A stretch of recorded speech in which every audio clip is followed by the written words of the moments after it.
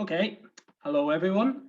You're all very welcome to the second episode, and today I am very happy to have Nicola Nicola Lacey. Nicola, how are you? Good, thanks, Connor. Yeah, Well, best. you're very welcome. I hope you're keeping well as we go through your career for the next hour. Hopefully you're not too nervous. All prepared?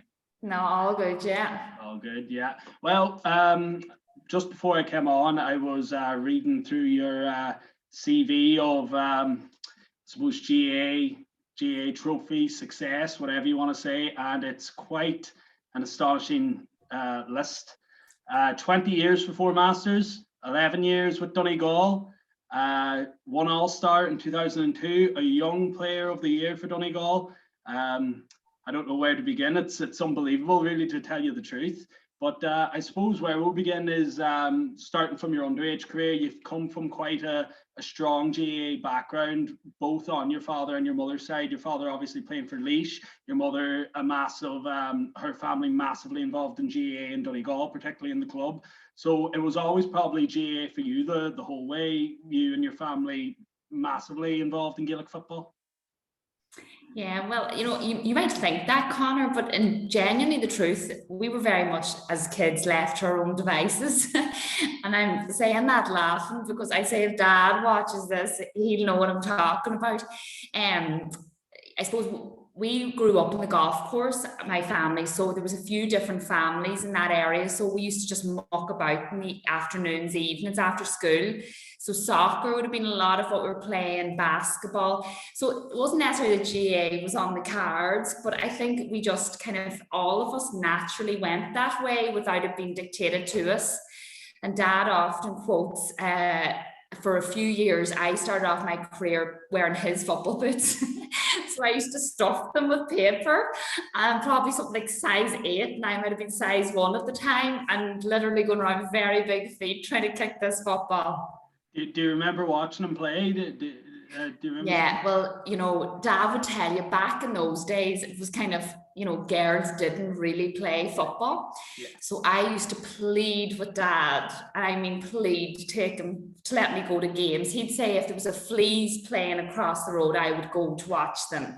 So I always remember one thing where he did take me, and in those days they used to go in the cars, and then there would be maybe they go to the pub after the game, and I always remember them playing it was Kilcar, Killybegs, I can't remember, but I was the happiest young kid sitting on a high chair in a pub in Killybegs, but it was because I got to go to a game.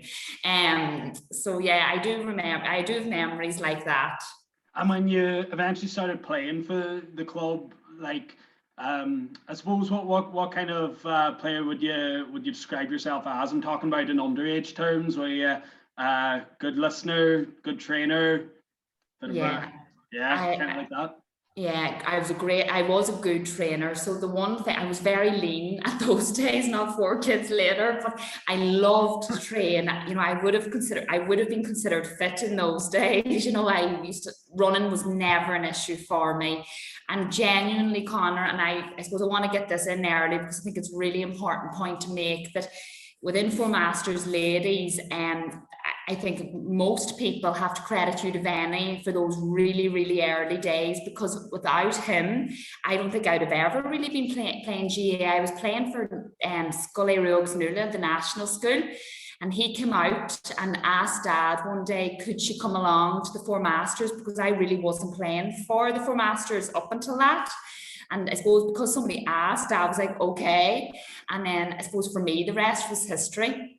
And what was it at that stage? Because you said there that girls didn't really play GAA. You said that time. So was there a ladies' team? But at that time, was it very much you had to train with boys at the time? Was it? No, it wasn't. No, it wasn't like that. But I suppose ladies football in the county at that stage was only really building, and there was, and I'm not trying to be a feminist or anything like that, but at that time ladies football for a lot of people was kind of frowned upon. Like I remember gates of pitches being locked, not letting us in to play games. Like there was a bit of that going on at that given time.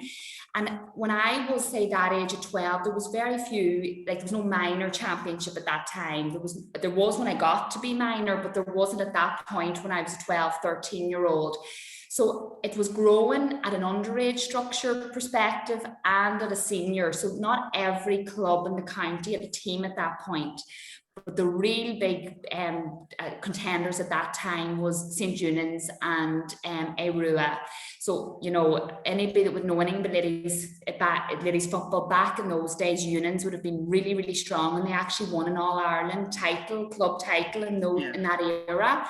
So that started a real structure within the county, but the rest of us were playing a bit of catch up. So at 12, 13, we were all playing senior football, Conor. Yeah, and that must have been frustrating for you when when you say they were locking pitches and obviously not getting the respect you deserve, and then when you have kind of a brother similar age to his and he's getting all the respect playing men's football, must have been very annoying for you and Kelly and the likes. Yeah, you know, and like I look back in it and I'm trying to remember the emotions we were feeling, but you know, most of that made you just want to kind of do better or work harder. I don't really remember massively negative feelings, but at the same time, on stories around it.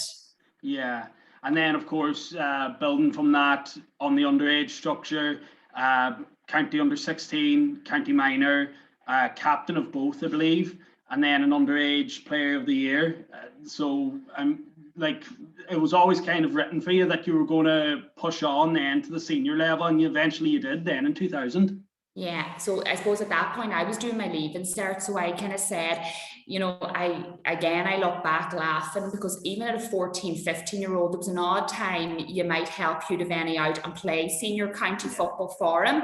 So I remember as a 15-year-old going to Kerry on a county senior team bus, me sitting in the front, probably the pack of jelly tots, and the girls in the back, you know, after the game playing cards, drinking. So it was, you know, it was a bit surreal thinking back on it. But the first real time where I was, you know, a steady player was in 2000 after my leaving cert. And in that particular year, Sean Riley, John Gilday, former Donegal player, there was a couple of good guys involved. So I would have got involved after the leaving cert, but it was a bit late into the season. So it was really from 2001, I was a mainstay player then within the senior team. Yeah, you've won then at club level, you've won the juniors in 1998. Yeah. And then from 1999 up until 2007, I think you were in all but one county final. Very good. Yeah, you done your homework. Yeah, well, it's I suppose my job actually. I don't do it a lot, but when I do, it's okay. But all but one county final, you were against Eunan's, I think, in 5 of them. Yeah. I mean, it really did show the strength that 4 Masters ladies were getting to compared to probably 10 years before that. But well, you just could never get over the line with St. Eunan's. Yeah, they were just a lot more seasoned, obviously. They had like the likes of Debbie Lee Fox, Maria Devaney, and Doherty, girls that had been around a long time. And we were, you know, I suppose still young, but learning. And I cannot describe the feeling when we first bet St. Eunan's at senior level, how we felt, because we just felt like we were knocking on their door forever, you know. But it just shows you how things move in cycles. So then for a period, like we were the team at underage level, we won like my age group at underage level were kind of like the same within the 4 Masters when Barry, Dunyan and Carl and all were playing. Yeah. We won every year going up at underage level. So then when we came of age at senior, things started coming good for us. But now I suppose it's the Glenfinns, it's the Maville. So my view on things is things do come around, just, you know, it's just a matter of when. There were a lot of, I suppose, frustrating days there. Like if you talk about 2003, that was a big year for the club because obviously the men's won the senior championship and you got to the final against St. Eunan's. You brought them to a replay and then just fell short at the replay. There must have been a great buzz around the club at the time, but obviously for you, it was probably you would want to forget as well. Yeah, but and again, you know, I suppose there was a camaraderie though there around even getting to that replay. That was another step for us around that milestone, you know, and that was the year that was the year as well of the All-Ireland, where we got to the All-Ireland.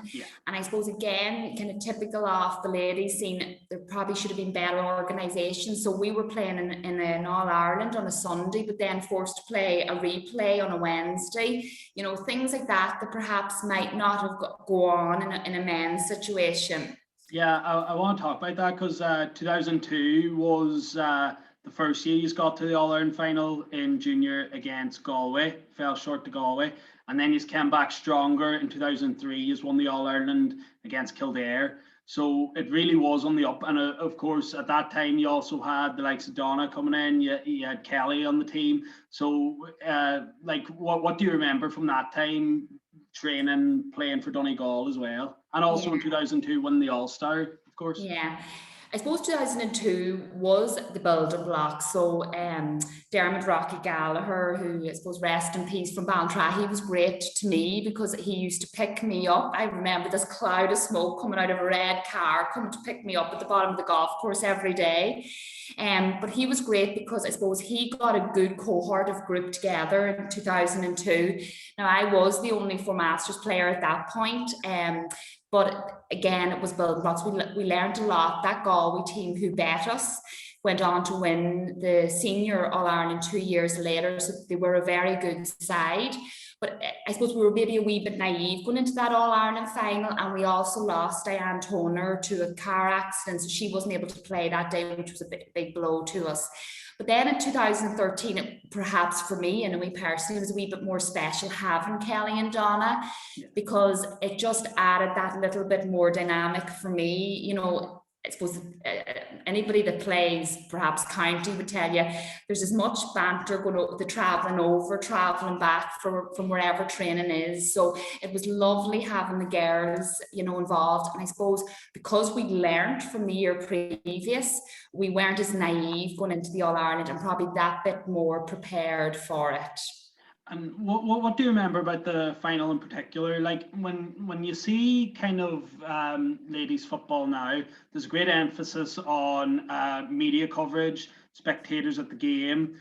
I would assume that wasn't the case 20 years ago, but the feeling was probably still special, but probably not the overall publicity of it. Would that be accurate enough? Absolutely. There wouldn't have been, like, there would not, I suppose your own build-up was your own build-up. And I'm again laughing, Conor, because the build-up was as much about selling your €2 lines to get the gear and get the bus and get the accommodation for the night before. So that kind of sets a little bit of a context for you around what we were dealing with.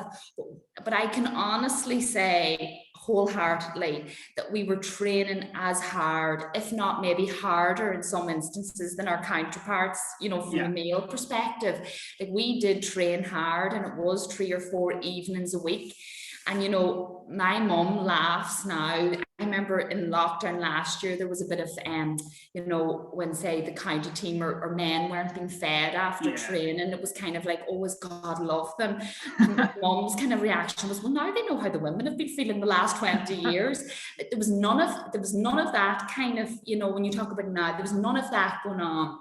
But at the same time, there was that build-up of getting into an All-Ireland, you know, and that buzz around your family and friends. So I was going to say that, like, they say very few spectators there 20 years ago. Did that matter to you at all, or was it just no? We have an All-Ireland and we have our family and friends and the people that matter there, really.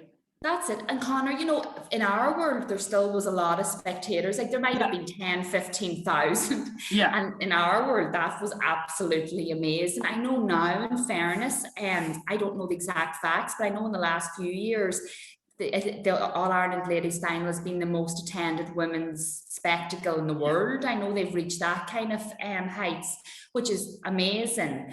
But back in those days, as you say, and I think this would be the same for anybody, the most important people that you want to be there were there back in that day also. And on a club perspective, you really took on from there as well, because finally, then in 2006 and 2007, you did reach that milestone, 2 championships in a row, beating Moville. So that really was, I suppose, the building block on a club perspective. Although the club ladies football was probably going on an upward spiral anyways, that was probably the building block that really encouraged more girls to get out and play football within the Four Masters, them 2 county championship wins. Yeah, and they were such special, and particularly the first one, I remember so, not even so much the game, but the celebration with family afterwards. We went away on the water bus, like the whole family and club members, and it was just an amazing experience to have that with a group of girls that genuinely were together from a very, very young age.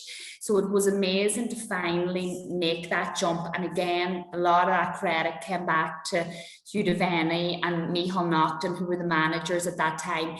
They just had this ability, the core structure was there, but they were able to find those 1 or 2 players. The way like in Ladies GAA might be slightly different to men, in that not every parish or every club at a given time is fielding a team.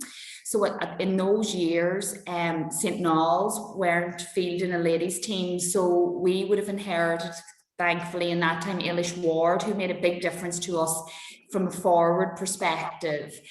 So that added that little bit of oomph that we needed, up front.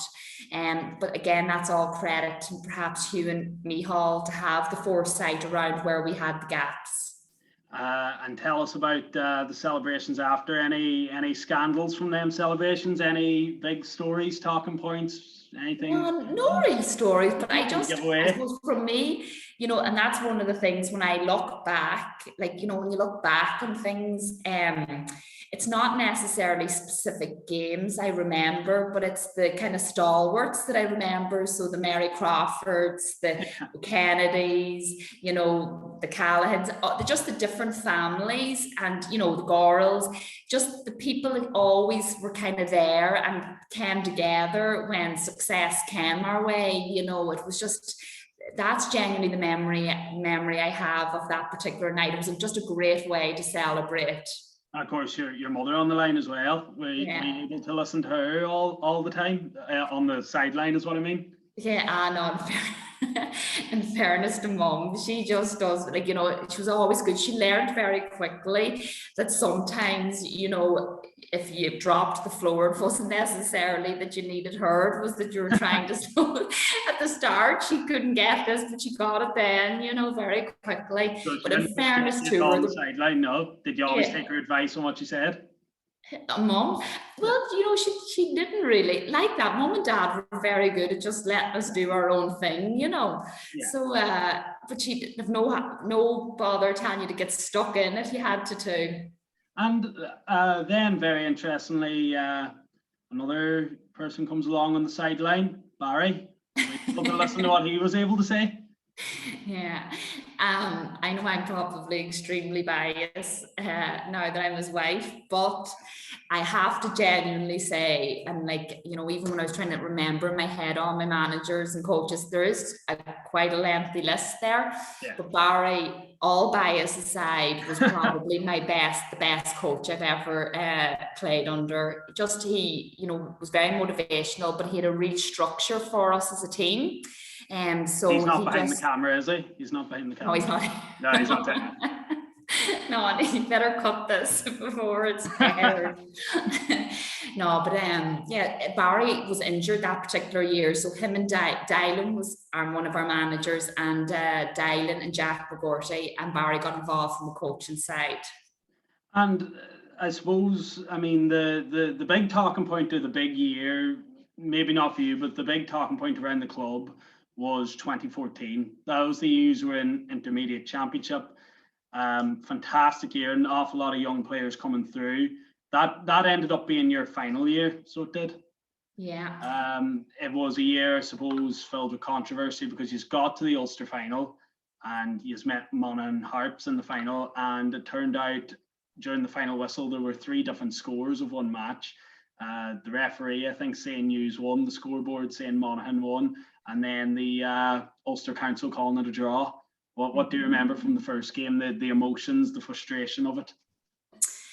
Well, I suppose just because just to do my teammates justice, I'd Lacey, my first girl in June of that year. So I actually didn't play the county part of that season, but I got involved then in the Ulster round of the championship. And yeah, that Monaghan Hearts game was, I suppose I have full memory of it in the context of, Barry after the game was like, I was wondering what the hell yous were at, because we were literally, in defensive mode. So kind of what went on that game was that the scoreboard was genuinely having Monaghan Hearts up. Yeah. But the referee communicated to us that the scoreboard was wrong and to listen to his lead in terms of the score. And Patrice Rooney got a goal at the time, I think. And I think that had us up by 2 points. And again, he was communicating that. And in turn, we were shouting that out amongst each other, communicating it. And then we got another point, which had us 3 points ahead. So I remember me and Kate Keeney just literally setting up on the kind of between the midfield and our half back line. And literally what was going on in my head, by hook or crook, nobody is getting past this line if I've anything to do with it. And that's the way we played, Conor, for the rest of the game. Now, in hindsight, people, like particularly Monaghan Harps, were kind of, accusing us of, well, surely you should have questioned. But when you're playing, you're not counting every point that's going over the bar, etc. So it was absolute mayhem afterwards. And, you did correctly say about the 3 different scores, but I suppose I felt strongly Monaghan Harps, where Monaghan by nature would have a strong threshold in Ulster Council, and it was going to reside with them. And the third Tuesday after our game, they had a meeting with no representatives from either team, and they awarded it to Monaghan Harps, which I, before that, had a deep-seated feeling that was going to happen anyway.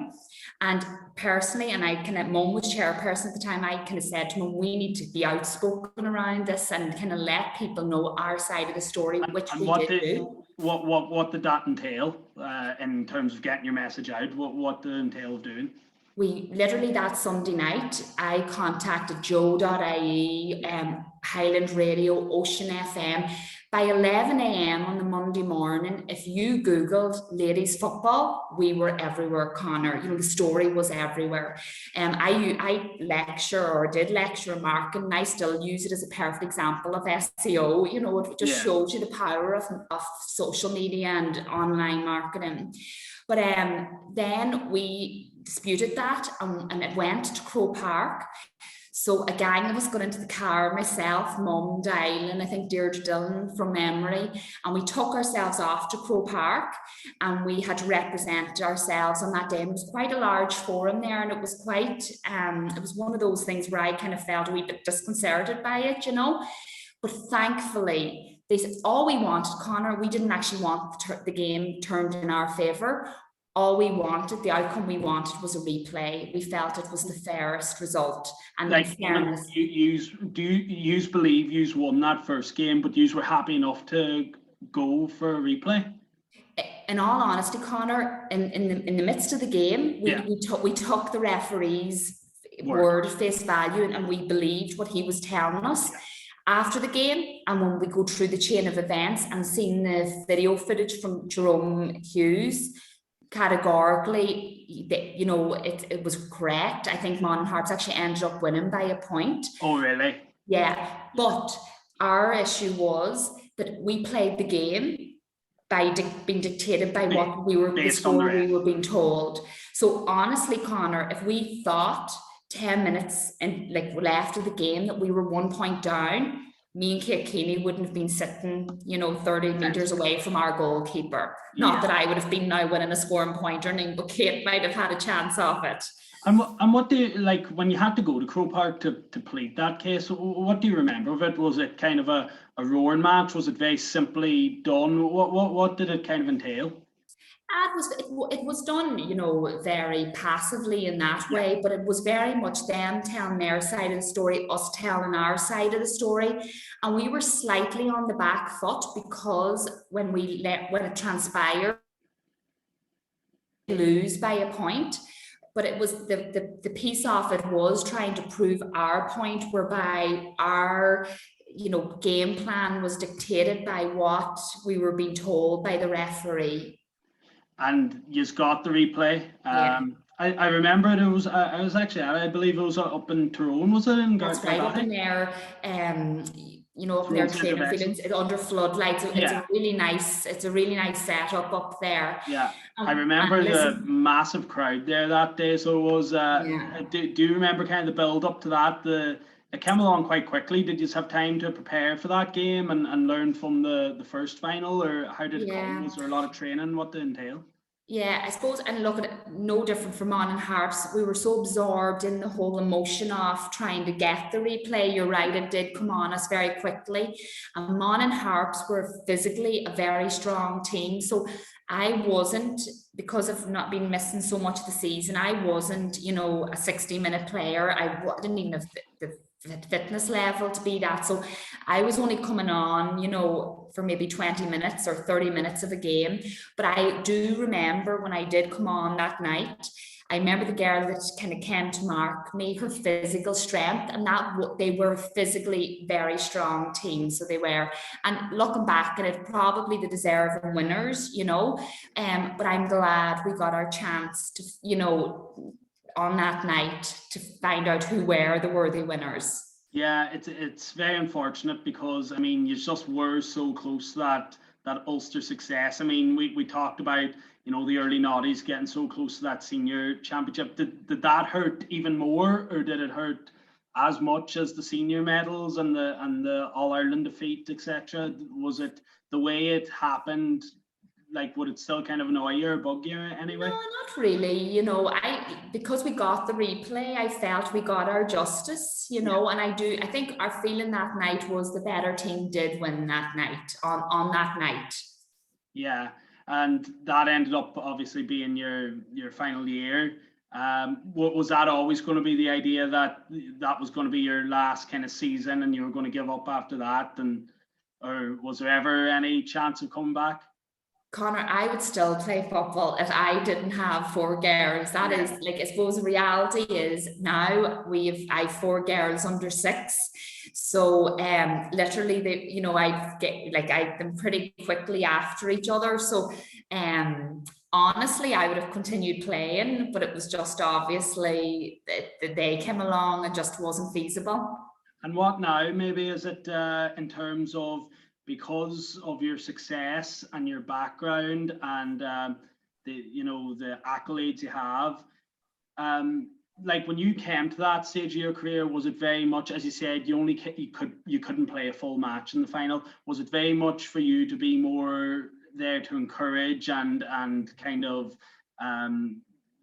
encourage the young players and teach them the ropes? Was that kind of your role at that stage? Yeah, I suppose, again, it was Dylan Devitt that asked me, and I wasn't going to say no to Dylan, in fairness. He's very good to me and Barry, but that is exactly the way it was presented to me. And again, there was still some young players. They're probably not, I laugh now, I think everybody's young, but now when I see them, they're not that young anymore, but they were young players. And it was just that thing of, I suppose, when you enter into an Ulster campaign, it is having that bit of experience, which like Kate Keeney, Kelly, Michelle Sweeney, they were bringing to the table, anyway, Patrice Rooney. But that's what Dylan asked me to come back, and I was under no illusion. I knew I wasn't coming back to play 60-minute games. I wouldn't have had the fitness anyway, but that's not what the ask was. And it was, I suppose, just in the dying stages of games, just having somebody that maybe was a bit experienced, around, I suppose, how to close out a game, etc. And if you had to sum up your entire career, both intercounty and club, what would be the high point and what would be the low point for you, if you had to pick one? Yeah, if I had to kind of name it, definitely 2 high points was winning an All-Ireland for Donegal and winning, a county final. Particularly the first one was absolutely really sweet for Masters. So they are definitely maybe the high points for me. And then perhaps a low point would be I would have, I'm trying to think what year, 2014 it was, I'm pretty sure, we entered into senior football and for Donegal ladies. Yeah. And we were particularly strong in that given year. And we got to an Ulster final, and then we played Dublin, I think in the quarter or semi-final, I'm just trying to remember which. But anyway, I got an injury, and believe it or not, it wasn't an injury with football. I came off a banana boat. And Charlie Gillespie was our physio at the time, and he reckoned I couldn't have done it on the football field if I tried. How I tore basically a muscle in my quad, and I sustained a really bad injury. And I did come on that game. Mum and Dad were at it, and they seen Charlie Gillespie doing a fitness test with me, and they were like, "There's not a chance she's coming on," because I was literally kind of hobbling as I was running.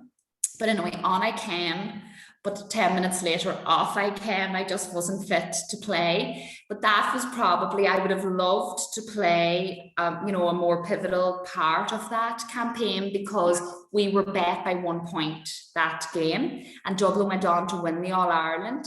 And I made a corner, we hit the post. We had 3 players sin binned in the second half, and in those days, a sin bin, ladies football is very good at introducing stuff that the men then actually take on. So sin bin was in the ladies a lot longer before the men. But in those days, when you were sin binned, you went off as a player, but nobody replaced you. Yeah. So we, everything kind of went against us on the day, but yet there was only a point between us at the end. So that was probably the low point, because I think that was a lost opportunity for perhaps a senior All-Ireland. Yeah. And then I suppose your final game with Donegal in 2007 was against Tyrone. Yeah. That was on the same day as Donegal went out and played Monaghan. Yeah. Was that another low point for you? Was your thought process that that was always going to be your final year? No, actually it wasn't, but I carried that I actually carried that injury since in life, I never fully recovered from that. And I kind of laughed that particular day that you're referencing, I played full back. Yeah. And I think that was a sign. I was I started midfield for years for Donegal, then centre half back, and then back to full back. And that was maybe a sign. And then I suppose professionally, my career was developing, and I was working in Dublin, and then I remember that particular season, even like for example, our manager was the person driving the bus, and the bus had no heat in it, and we could see our breath in the bus. And I suppose at that point I was kind of like, what's the meaning of all of this? So I just felt the natural time to maybe, I didn't know I was hanging up actually the boots at that point for good, but for me, just it was a natural kind of disconnect at that time for me, that I was kind of focusing on my career.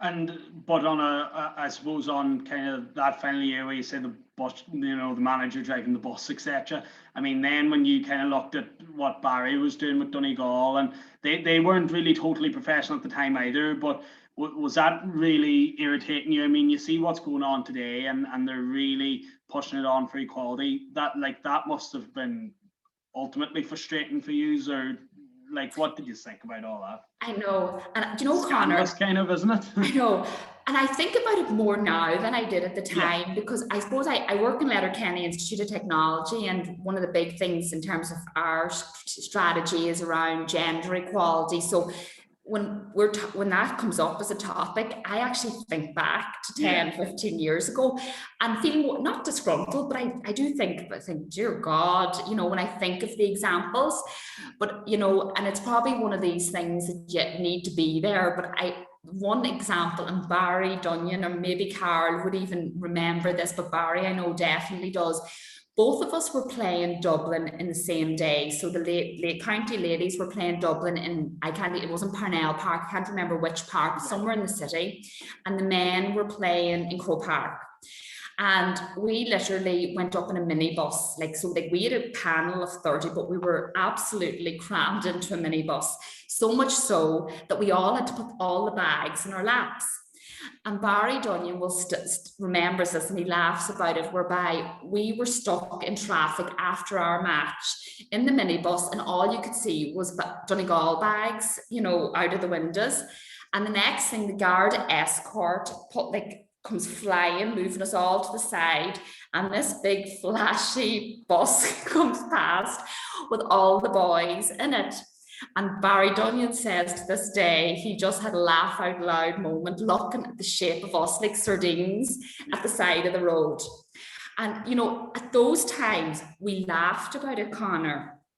Now, I'm just so glad that doesn't happen anymore, I suppose, because I don't think that perhaps is a good message to, like, I have 4 girls, that's probably not the right message for them, you know, but genuinely, at those times, we didn't feel disgruntled. We just kind of laughed in the moment and tried to make things better for ourselves. So I laugh with you, but the €2 lines, we were just killed fundraising, trying to make things better for ourselves. Yeah, and then, like, it's very interesting you talk about that, because I suppose 2020 now, you know, the 2020 campaign, like, that was a special year for ladies sport, and, you know, you'd hope it would kick on from there, because it really does highlight the differences between men and female sports.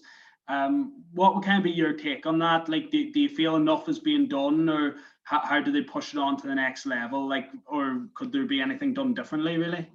Yeah, and funny, I did get a wee bit involved with the Ladies GAA last year on, like, just talking about that 2020 campaign. And to be fair, you know, the way the ladies team, and rightly so, are kind of going about things now is a lot better than our day. Having said that, it's still not on par, you know, so things like, you know, out-of-pocket expenses would not be on par with their male counterparts, and that's not fair, I don't believe, you know. So I think a lot has been done. Like, if you compare even the 90s, you know, where we never really got into main parks or, you know, things have come on a long way since that, and that's a brilliant thing. But there probably is a little bit more, and I suppose that's not just in sport, that's perhaps in a lot of things, you know. But I suppose the fact that that 2020 campaign, you know, it shows that society is trying to raise the cause and, you know, put the spotlight on it as a topic. I wouldn't like to see things forced, you know. I think things have to happen naturally too. But I think it is important that, you know, things have progressed since the way they were back in the 90s. And do you think you'll ever see where it could be possibly on par? Do you think that it'll probably be a long time, you know, a couple of years down the line, but could you see that eventually on par, ladies and men's sports, you know, having equal share and everything? Yeah, I do, because I do believe that, you know, my generation is the generation that's teaching the generation that's coming, you know. So, like, I suppose me teaching my girls lessons is a part to play in all of that. So I do, like, I suppose, Conor, I was never one of these people. I believe it's not comparing apples with apples, because ladies give to men's Gaelic games, it's perhaps a different pace, but in their own right, very skillful. You know, I would have, you know, my dad, my brothers, they've been to some clinker girls' games where they afterwards would say, geez, that was so exhilarating. But equally, there can be poor games, you know, so it's not comparing like for like. But I think the important piece, or the important message around it all, is that, you know, the fairness and equality around the treatment of people, you know, is for me the important piece. And obviously, kind of, I suppose, ladies sport, like men's, especially in GAA, has gotten much more professional.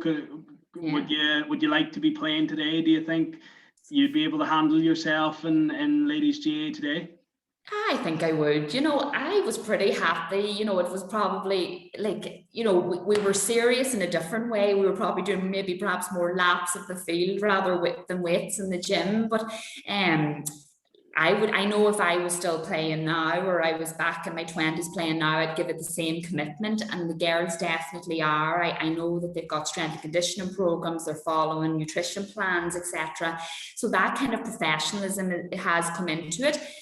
for me personally, I wouldn't want it, and I think the same for the men. I think GAA is an amateur sport, and that's what I've personally always loved about it. Yeah. So it's a fine balance around it still being a hobby, and it was my passionate hobby. That's what it was for me. So I still would like to see that component remain within the GAA. And I suppose just when you were still playing the GAA, you had other interests, as you said at the time. You were a mother, you were working in the IT, but then at one point you also became a dancer. I was talking last week to Barry Monaghan, and you were able to take the dance floor at one stage as well. Yeah, and because your mum was there that year too, right. Connor. Yeah, that was a great experience, and I think anybody that done the Strictly Come Dancing for the club would say that was genuinely actually the fittest. Dancing was really good workout, so it was. I really enjoyed that experience, so I did. And in fairness, Barry made it far more easier because we just had a good laugh doing it. Yeah. Do you think your Barry would have been a better dancer? Do you think you would have won with your actually on the dance floor? I'll have to say yes to that one. Fair enough. And now, obviously, as you said, no longer now. Well, you were involved last year, but is it now the case that all the girls now might get involved? Your daughters? Any interest in football at all? Yeah, well, Barry so our oldest girl, Lacey's now 6 and she'll be 7 soon. And then we've Hallie, who's 5. So they're starting to kind of creep into that zone. I suppose, Connor, I don't honestly care. I'd love them to find something that they're passionate about. That's the most important. But Barry has set up a ladies' academy within the club now for the under 6. And he's kind of joking now he's the under-8 manager as well. I don't know where this is going to stop, because you feel guilty. You have to be there for all of them. So he's the one at the moment of the two of us getting involved because somebody has to stay at home with the 2-year-old. But I definitely see probably Barry definitely and myself at some point still being heavily involved in the club. So you think you might get into the coaching the girls, or is it much more letting them do what they want? You might be a spectator. Would you like to get hands-on with the teams? Yeah, no, I'd be happy enough to kind of somewhat let the girls at it, but I would never, what I'm trying to say, I suppose, team, I'd rather step in and help out, and just maybe do whatever needed, be it make the tea or whatever needs to happen to make the day kind of, go ahead. You don't know. You could become chairperson. Your mother was chairperson for three years, so she was. You might take over in a few years. Do you think? Yeah. Porrick Harvey will probably be sweating now. Porrick might have competition, does he? I'm only joking.